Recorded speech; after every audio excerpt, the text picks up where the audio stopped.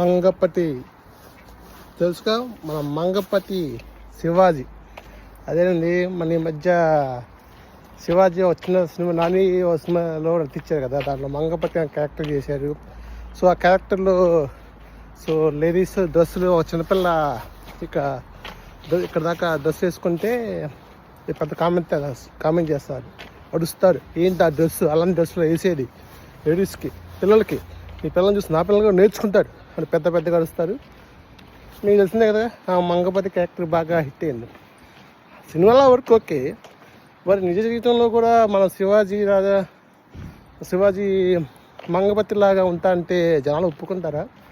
సరే, టాపిక్లో వెళ్దాం. ఏం జరిగిందంటే, నిన్న ఒక దండోరన్న ఒక సినిమాకి ఆడియో ఫంక్షన్ జరుగుతుంది, ప్రీ రిలీజ్ ఈవెంట్ జరుగుతుంది. సో ఆ సినిమాలో ఇతను ఒక క్యారెక్టర్, వెళ్ళడానికి క్యారెక్టర్ బాగానే ఉంది.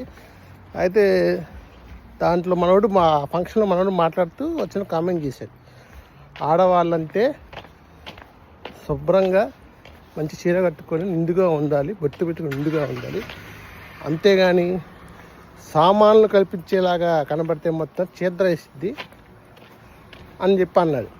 హీరోయిన్లు నిండుగా ఉండాలి, అంతేగా సామాన్లు కనిపించేలా చేయకూడదని చెప్పి ఒక కామెంట్ చేశాడు. అసలు మనోడు ఇలా మంగపతిలాగా నిజ జీవితంలో కూడా మంగపతిలాగా బిహేవ్ చేశాడు. మరి శివాజీలా చెప్పిన ఎంతవరకు కరెక్ట్? మరి దీనికి మన టాలీవుడ్లో హీరోయిన్స్ ఒప్పుకుంటారా, ఒప్పుకోరా?